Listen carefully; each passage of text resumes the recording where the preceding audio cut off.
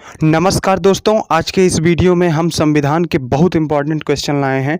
तो please video को and तक ज़रूर देखिएगा। यदि अभी तक आपने हमारे चैनल को सब्सक्राइब नहीं किया है तो प्लीज़ हमारे चैनल को सब्सक्राइब करें फ्रेंड, और मुझे सपोर्ट करें। प्लीज़ हमें आपके सपोर्ट की ज़रूरत है फ्रेंड, प्लीज़ हमारे चैनल को सब्सक्राइब करें।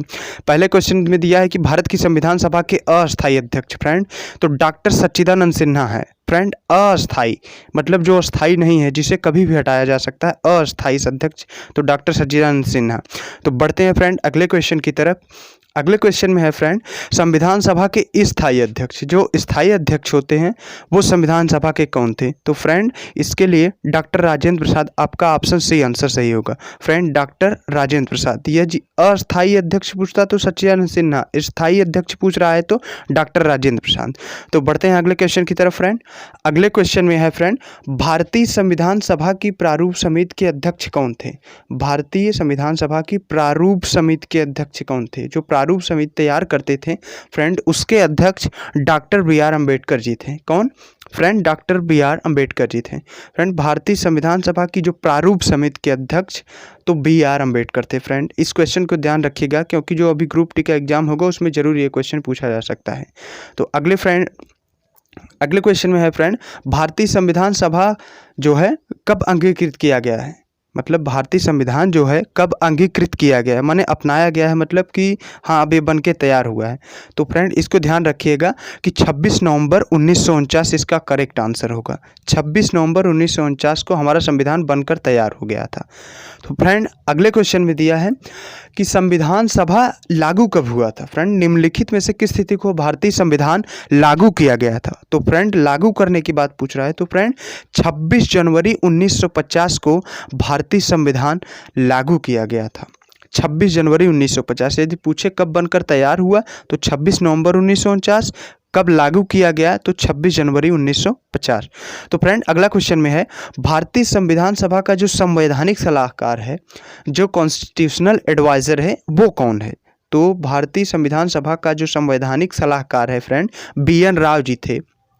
1934 में इन्होंने ही सलाह दिया था कि भारत के लिए एक संविधान सभा की आवश्यकता है और भारत के लिए एक संविधान होना चाहिए। तो फ्रेंड अगले क्वेश्चन में दिया है कि विश्व का सबसे बड़ा लिखित संविधान किस देश का है? तो फ्रेंड इस देश में फ्रेंड सबसे बड़ा लिखित संविधान जो भारत का है, भारत का सबसे बड़ा लिखित संविधान है फ्रेंड। तो इसमें आपका option B will be the right answer. तो बढ़ते हैं अगले क्वेश्चन की तरफ। हम देखते हैं फ्रेंड बी, इसमें आपका भारत होगा। तो फ्रेंड अगले क्वेश्चन की तरफ बढ़ते हैं। तो अगले क्वेश्चन में दिया है फ्रेंड, लिखित संविधान जो है की अवधारणा सबसे पहले किस देश ने पेश की थी? तो भारतीय संविधान की अवधारणा सबसे पहले किस देश ने पेश की थी? तो फ्रेंड फ्रांस ने पेश की थी। तो फ्रांस इसका करेक्ट आंसर होगा। जबकि यदि पूछे फ्रेंड सबसे पहले लिखित संविधान किसने बनाई थी, तो संयुक्त राज्य अमेरिका, लेकिन उसकी अवधारणा जो कॉन्सेप्ट पेश किया था तो फ्रांस ने पेश किया था। तो बढ़ते हैं अगले क्वेश्चन की तरफ फ्रेंड। अगले क्वेश्चन में दिया है, भारतीय संविधान में शामिल नीति निदेशक सिद्धांत किस देश से लिया गया है?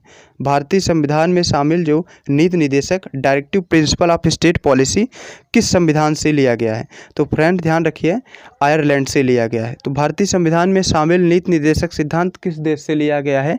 आयरलैंड से लिया गया है। तो फ्रेंड बढ़ते हैं अगले क्वेश्चन की तरफ। अगले क्वेश्चन में दिया है कि स्वतंत्र भारत के प्रथम कानून मंत्री कौन थे?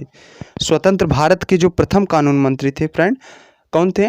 तो doctor B R Ambedkar ji थे स्वतंत्र भारत के प्रथम लॉ ऑफिसर, जो कानून मंत्री थे, लॉ मिनिस्टर जो थे, स्वतंत्र भारत के प्रथम कानून मंत्री डॉक्टर बी आर अम्बेडकर थे। तो फ्रेंड इस क्वेश्चन को आप नोट कीजिएगा, जो अभी रेलवे ग्रुप डी का एग्जाम है उसमें ये क्वेश्चन पूछा जाएगा।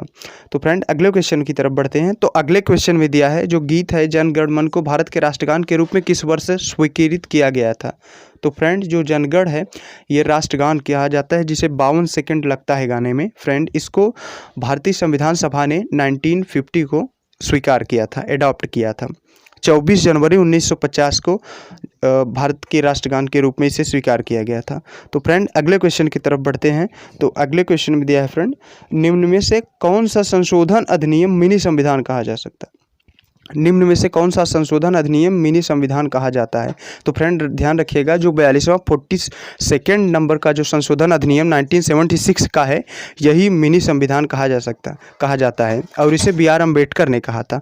तो फ्रेंड ध्यान रखिएगा कि जो मिनी संविधान 1976 जो 42वां संशोधन हुआ था, उसे मिनी संविधान डॉक्टर बी आर अम्बेडकर ने कहा था।